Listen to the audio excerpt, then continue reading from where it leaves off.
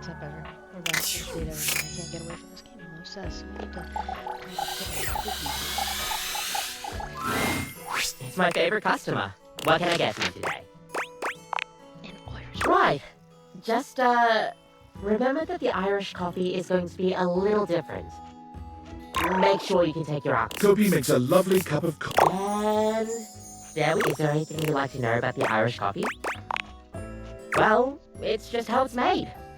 You really need to use Irish whiskey. And your Irish whiskey is more smooth and has sort of a hint of vanilla in it. That really makes the coffee shine through. I mean, you could try, but don't let any Irish people hear you. We'll see you next time. Nee, next time. I don't know what to.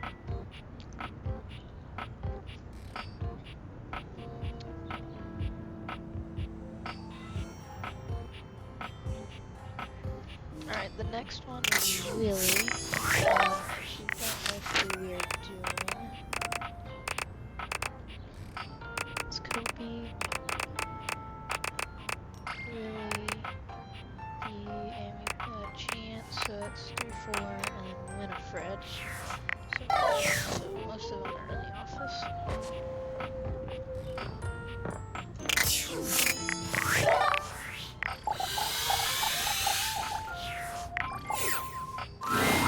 To your relief, when you enter the office this time, Willie is not already mid-interview. There you are. My steady right hand. You're right on time. Unfortunately, Mr. Shuttlecock is late.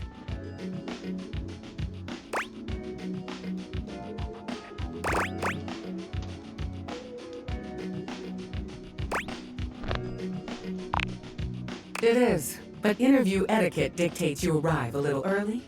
Makes a good impression after. The sound of air horns shatters the very thoughts in your mind. Before you can speak, someone is bursting into the room, bringing an atmosphere of chaos that overwhelms you both. Now entering the stadium, the hometown hero, everyone's pal, your and my favorite, number 17, Mr. Duncan Dunk Shuttlecock! You're late. I am? Oh shit, my bad, y'all. I thought you said to come about now. You're a minute late, and your little intro cost us more valuable time. So if you don't mind, Yes, ma'am. Yeah, sorry, ma'am. forget about it. Just tell us about yourself. Give us the Shuttlecock Sports elevator pitch. Elevator pitch? Dunk very slowly mimes throwing a baseball, looking at you and Willie for confirmation that this is what you're asking of him. Shit, wait, elevator pitch. Elevator pitch. My bad. He does the same thing, but this time he begins slowly crouching down, as if you were riding in an elevator. Willie doesn't even say anything this time. She just stares at him in a disbelieving silence. Dunk looks back and forth between the two of you, but when he finds no clues in your stunned expressions, he simply hands you a cleat. Elevator pitch. Oh, for God's sake, just sum yourself up for us very quickly. Oh, yeah, you okay? Okay, I can do that. Okay, so check this out. Dunk flexes hard, his muscles bulging. His physique is impressive on its own, but he's really laying it. There are muscles in places you didn't realize muscles could be. He's truly in excellent shape. Go on. This is it right here, baby. What is? You're flexing? This is Dunk Shuttlecock. The sports equipment, the myth, the legend. All this hard muscle is the Dunk Shuttlecock experience. Did I give you the impression I invited you to speed dating? I'm asking you to sell me on your lifestyle. Is that not what I'm doing? No! You are not the product. Please, in 10 words or less, sum up why we should invest in the Shuttlecock experience. Oh, okay, I got you. All right. Dunk frowns, moving his lips without making any sound, counting silently on his fingers. Me? Like sports? Sport? He beams at the two of you, deeply pleased he managed to... Incredible. Thanks very much, Mr. Shuttlecock. We'll be in touch in the days to come. Cool. You have a nice day now. Billy puts her head in her hands, sighing long. What the hell was that? What was that? Probably not good. You're telling me. It must be real fucking nice knowing just who you are and where you're going at all times. I'd love to be wandering around just shouting, "Really work," and knowing that was all I needed to make it. A guy like that probably got carried through existence on the strength of his athletic ability and star athlete status. I bet he came into this world with a football in one hand and a plan to get drafted to the big leagues in the other.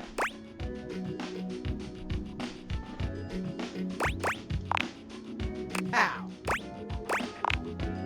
Guess you end right back in the same boat with that whole wasted potential thing.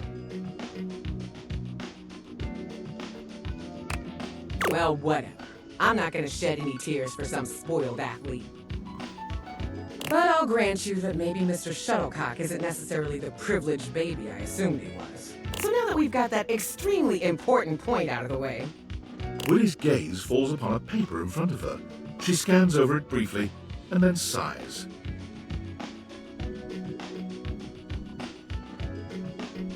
I've got other interviews lined up. I want this to be work, but it's not. I mean, hell, look at this. Coffee with Jean-Loup? Hey, we don't talk about something. Oh dear, no. What, am I gonna start a rap career at my age?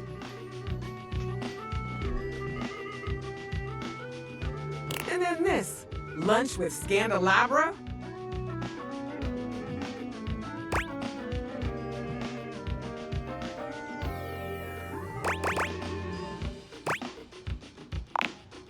I mean, I figure maybe he had his, well, candelabras don't have ears. His candle holes? God, I'm really scraping the bottom of the barrel here. I have to try.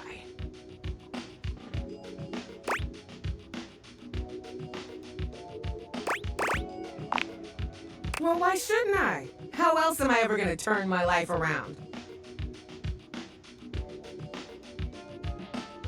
Maybe if you pushed yourself harder, neither of us would be here now.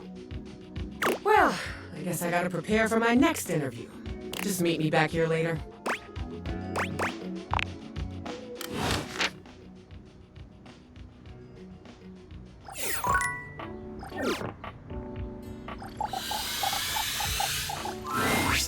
My strong warrior, you have returned to me.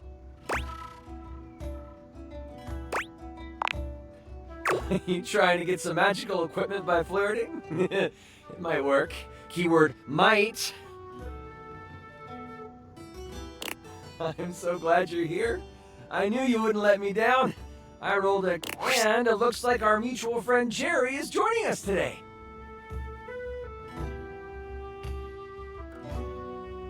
Hello, I'm excited to play with you. I hear there's loot in this game.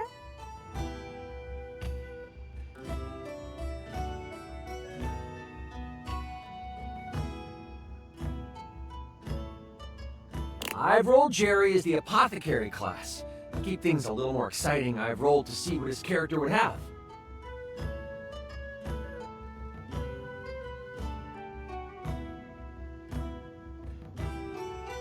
A lot of it is things to help you on your adventure.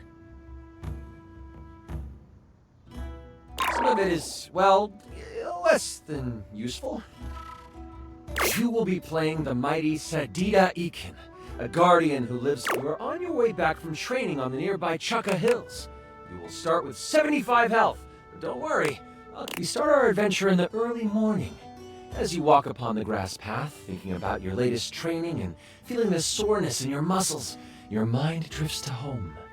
In particular, your mind drifts to that of your family. Tomorrow is your partner's birthday. You haven't decided what to do yet, but you know it has to be special. The smell of the salty air from the shore is refreshing, and you look out on the horizon. That's when something catches your eye. Something from the direction of Sneakars. Is that? It's smoke! Black and billowing.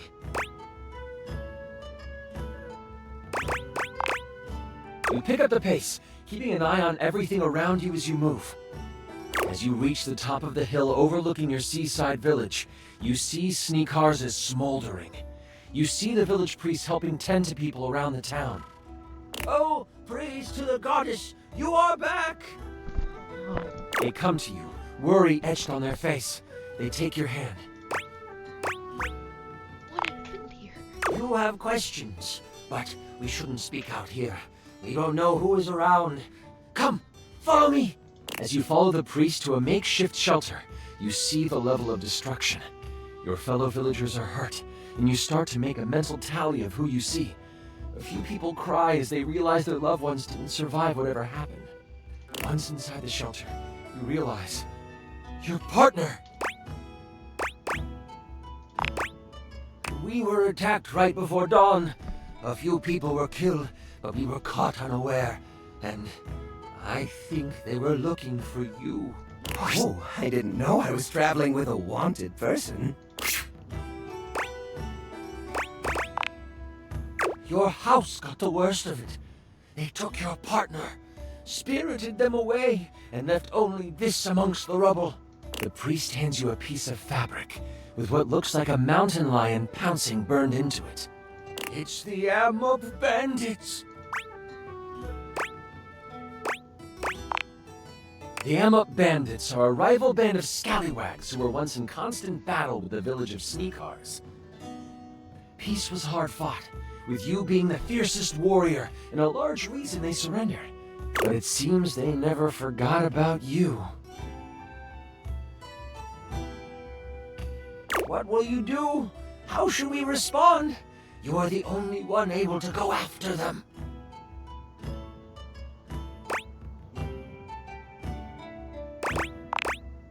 And I can help. Surely my sundries will come in handy. The priest sees the dedication in your eyes and offers to help you prepare for the journey. You decide to head off when night falls. During the day, you help your fellow villagers as you continue to think about your partner in the Amok. What is going through your mind?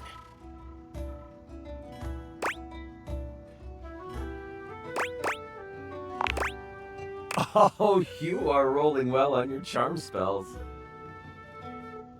The moment the stars begin to appear, you take your leave. You have a brief moment with the members of Sneakars. They all whisper hopes of good fortune and a battle well fought for you. They also take the moment to state anything they might want to say. This is a Sneakar ceremony to ensure that there is nothing holding their warriors back from the future, regardless of how the battle ahead may end. You bask in the moonlight and accept their desire for setting off down the path that many say the Amok bandits used. You walk with your head high. Moving alongside the path, you travel for about half an hour before you see movement. You've cat-like humanoids, all clad in leather armor.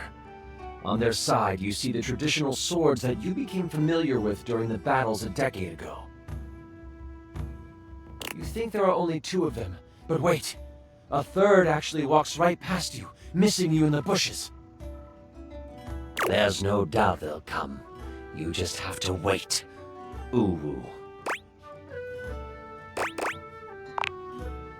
Thanks.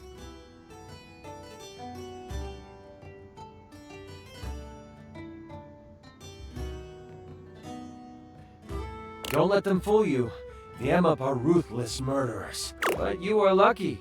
These aren't the most vicious. You hear one of them say, "Well, let's do one more pass of the area, and then we can dip into the Nip." Ooh. The Nip was credited with their defeat in previous battles. The fact that... This nip stuff sounds like it could give us an upper hand. What do you want to do?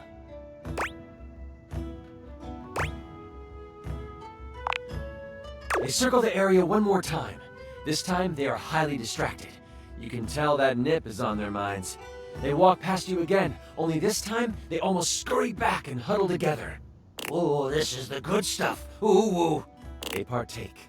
It doesn't take long for it to take hold of them. Their eyes get wide. One stares at the moon, mouth open and drooling. The other... This is your chance.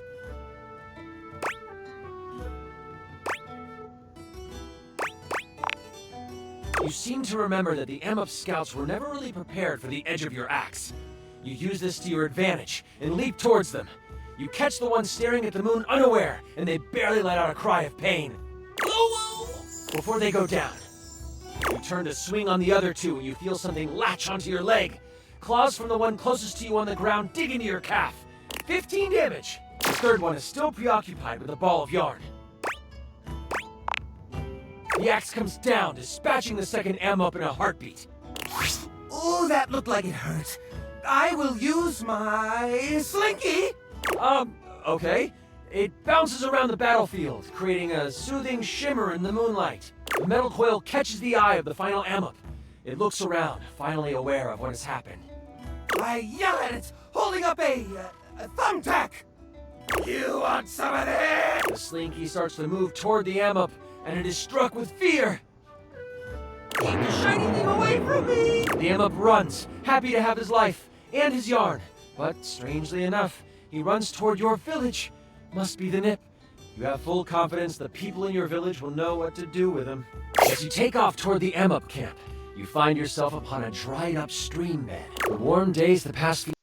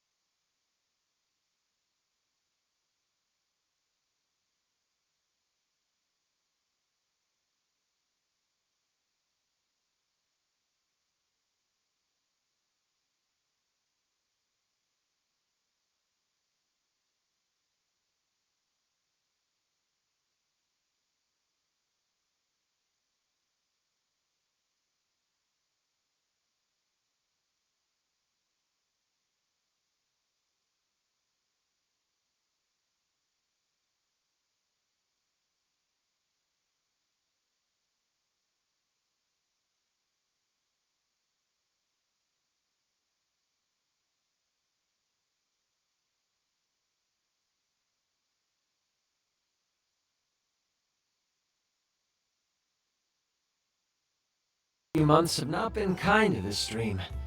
You look down on the dry stream bed and you think of the first time you spent the day next to it. It was the war. The battle had been raging on several fronts, and the weather had been gloomy. But on this day, the sun was out. It was just plain perfect that day. And instead, you got to bathe in the cool stream waters. You cleaned your wounds, washed your... That was when you first saw your partner in their birthday suit. You were spellbound. You didn't make a move then. Instead, you played it cool.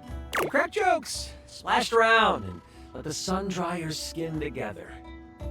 That was the day you fell in love with them. You were certain of it. It would take months after the fighting had ended for you to finally try to court them. But this is where it began. It feels fitting that it is dry now. That was beautiful.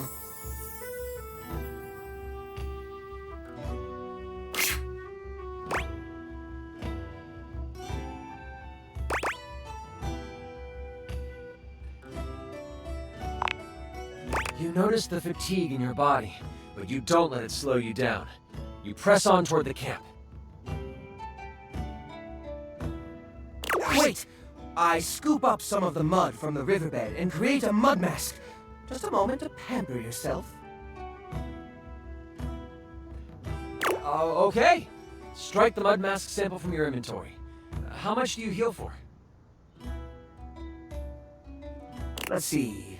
Oh, cheese and crackers! You find yourself at the edge of the Amup camp. They are out in full force. You scout the area to try to decide what to do.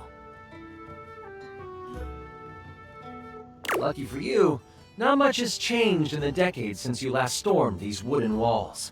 This gives you a slight advantage. Still, they have numbers on their side.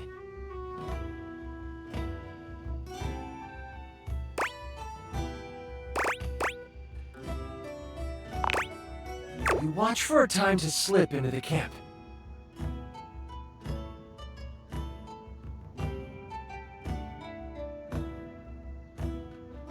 And then it hits you. You remember how you got in the first time you were here.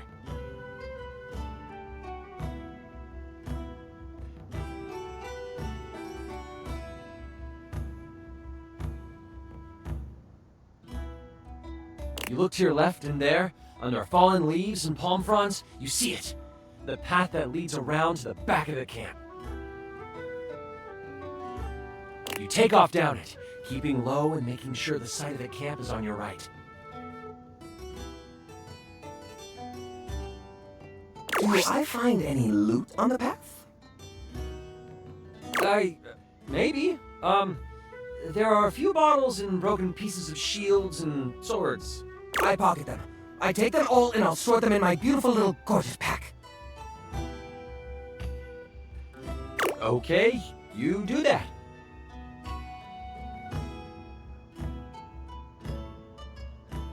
Eventually, you come to a path.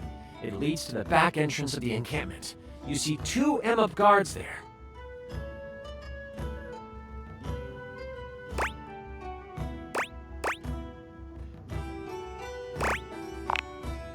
You notice that these 2 Amup look way more prepared than the scouts. They have bows and arrows, along with scimitars and a thicker armor. Looking at your abilities, you could...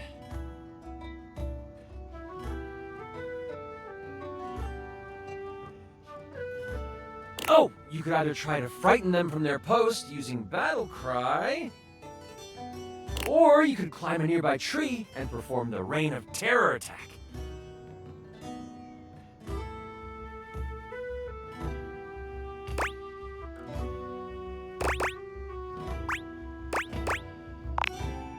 You find a nearby tree. The branches are sturdy in this old growth, and you find your footing. Axe in hand, you think back to when you first learned this technique.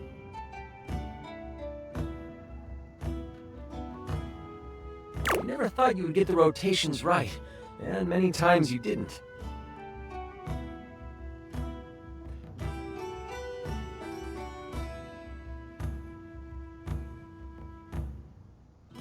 But the feeling of satisfaction you had when you pulled it off and battle surges forward. You know you've got this. Turning your back to the guards, you stand on a thick branch. Then, you leap! You become a tornado of pain and destruction as you spiral through the air. This is so cool! Through sheer will, you find your targets and spin toward them, the axe blade whipping you around and cutting through air. Soon, it is cutting through the amok, and one of them falls to your blade. You catch the second one in the onslaught as well. Only they survive. You land on the ground between the dead guard and the injured one. I got this one. I take out a paperclip shaped like a boomerang. Your boomer clip connects with the amok, taking away what little health it had left. I catch the boomer clip on its return and never throw away good office supplies. Having defeated those standing in your way, you notice the path forward. It is clear, as is your sense that your destiny lies before you.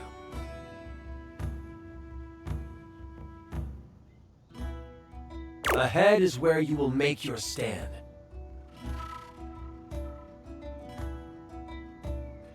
You have entered the dungeon under the Amok camp. It smells like damp earth and wet fur. You move slowly down the corridor until you come upon a large open space. It's dark, with the flicker of a few torches. I have a promotional light-up keychain in here In somewhere. the middle of it sits a person. They are slumped over, looking tired and worn down. You can't see their face, but their hair. The hair looks like it belongs to your partner.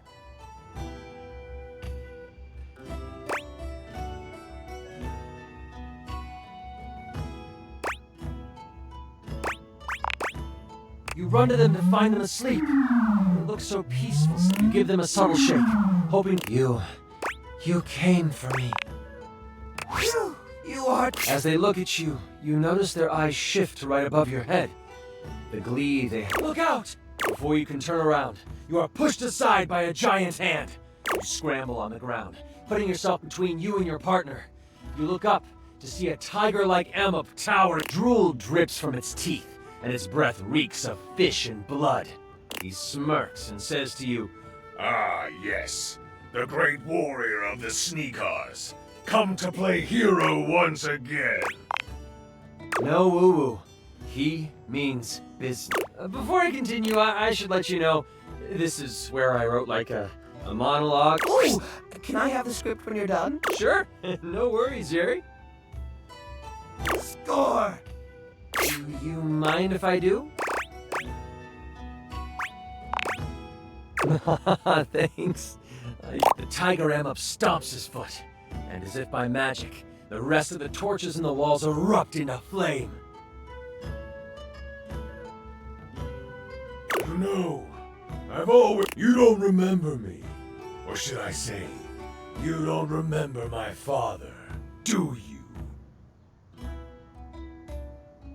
The confused look on your face tells him you don't. 10 years ago, during the fighting that caused the destruction of many Amok families, I was just a little one. We thought our village to the south was safe. The one Amok settlement you and your kind left alone. I'm sure you remember that day. They say you came to broker a truce, but you didn't. You presented an ultimatum. Surrender, or you... My father, he didn't like that. He told you so, and instead of listening to reason, you reached your way, my... Utterly embarrassing! You embarrassed him! You embarrassed us! The whole town saw what happened. And my father was ridiculed until the day he died. Well, until the day. And I vowed on that day that I would get... I shall destroy... Warrior. What do you want to do? You spring only this. You go tumbling to the ground. You take... I have one more charge on my eraser. that homebrew item might not be balanced. You use the eraser, and it turns from a healthy... It was worth the He's good. But you know... Do you want to use your axe again, or switch up the tactic? You think so? You slap once on top. You start for a moment. Is it a purr you hear? Oh, He is. But this, soon, you feel a searing. You let out he hits you 25. I have one more charge on my eraser, although I can only negate 15. That homebrew item might. You use the eraser. It was worth it. How dare you! What do you do now? You decide to. You run towards the tiger and your axe catches the feet of the tiger. This causes him to stumble a bit. He shoots a look over his shoulder. I'm doing this all wrong. You are the one who should live. And your partner. And with the reflexes of, as he leaps over you, he hits 10 health. I take out my laser pointer and You can either throw your axe, use your ultimate one-day attack, or if you have any other ideas. this is going. You are tired of playing games. That you are ready to destroy this Amup. Power flows through you. Yellow gold. Your hair changes color too. Whatever color, you fly across the room, catching the Amup midair. Punches faster than the eye can see fly from your fists. The time you have taken on your glorious guardian form. All of your training has come to this, and you are executing it flawlessly. When you are finished, as the energy leaves your body, you collapse on the floor. Exhaustion takes over, and you slip in and out of awareness. Your partner scoops you up. I'll get us out of here, love. I want to stay behind. The Amup will need a new leader, and I would like to be that person. If they had a healer leading them, as opposed to a warrior, things might turn out different. That is very noble of you. I mean, really, I want to see what... Fair enough. Jerry, your character finds their way to a staircase that leads up and out of the dungeon. I head to it and turn to let the village know I chose this life. You ascend the stairs as silently as you can. The two of you escape into the darkness. You head back toward the Sneakars village, taking time to stop at the stream where you first fell in love.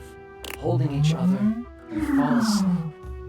The village welcomes you back with open arms. In the coming weeks, as you rebuild your village, you get an official notice of you have reminded them that they should fear you, and this isn't the last time the great warrior of the Sneakars would have to raise their axe. But, for now, you can rest in knowing you have done what needed to be done. That was Oh, it was not... You were amazing! The way you just... Sorry. I'm just so excited with how much fun we just had. Listen. That was... And if you can let me know, we can move from the other sheets. Same here. Until next time.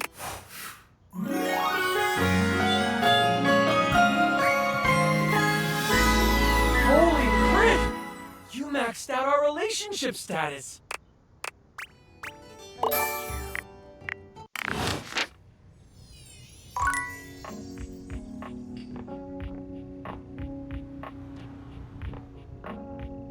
Closet. My secrecy kept. There you are, sweetness. I was just thinking about you. I told you to. I'm glad you did, because I just finished a shift. I have some time to spare. Depends on the more you do, the more I gotta do. Ain't nothing nobody's fault. It's what I'm here to do. Goodness, it's what I love to do. Is this your sly way of see where I'm from? Although moving around by what people thought was polite and correct, and let's just say, I remember all the folks who stayed here before you.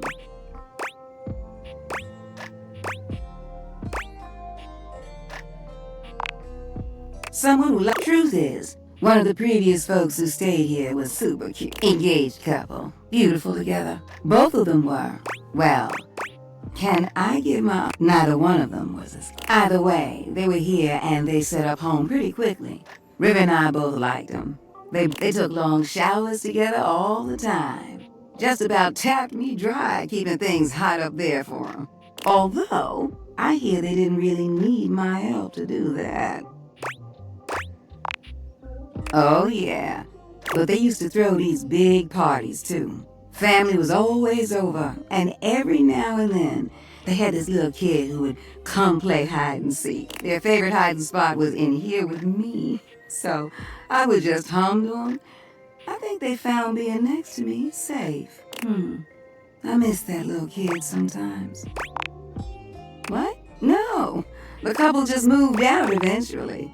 Now, when did this story become about me? You don't need to worry yourself about who I do and don't. You don't make it as long as I have, dwelling. There's a difference with the size. You saying you didn't like my story? Well, good. Which reminds me of this one time where... Now, you know what? You want to hear more? Besides, it's time I check in on my boy Washford. And you don't? Huh. What's not to like about that hunky man? He's just one of the hunkiest hunks that ever... Ooh, the way he calls out to me. Well, it's enough to get me bubbling. I bless the day you wheeled him into this house. Drysdale's all right, but Washford? Winifred fans herself with one hand, beginning to lose herself in her own fantasy. I wouldn't mind going through a couple of cycles with him. Ooh! I think I said too much. What? What kind of thing? Like, I mean, I am talking about Drysdale, but they're just stage partners, right? Winifred lets out a sigh. Look at me. Just as lost to thought as I want to be. Don't mind me, darling. Sorry for thinking out loud. Well, I think we better wrap this up for now. Thank you for listening to me spout about nonsense. But listen, I got more stories for you if you ever want to hear them. I'll see you around, sweetheart.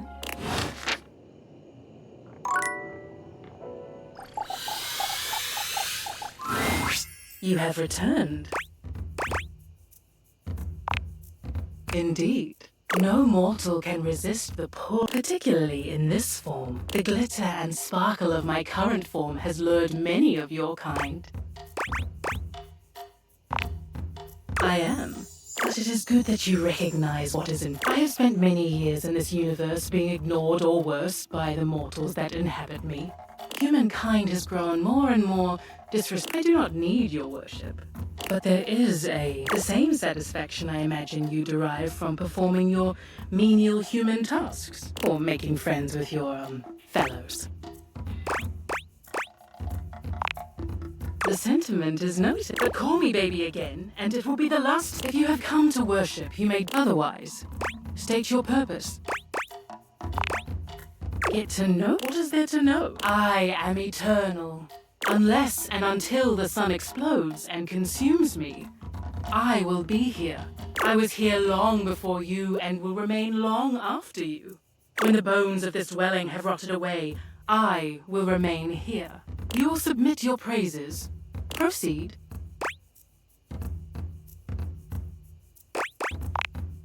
Of course you have not. Such a being does not exist. But I see that you are trying to worship me in your own way. Now that that is settled, was there something else you required? Have at it. I should note. You have been entertaining me. One of the forms that pleases humans most are the... Feel free to gaze upon my beauty a bit longer. And you humans enjoy creating your own citrine color by heating amethyst to obtain this golden hue. But this, I assure you, has been formed through the steady heat of my molten form over millions of years. You look upon Rongo my Fenwa. That is enough, admirer. You may go now.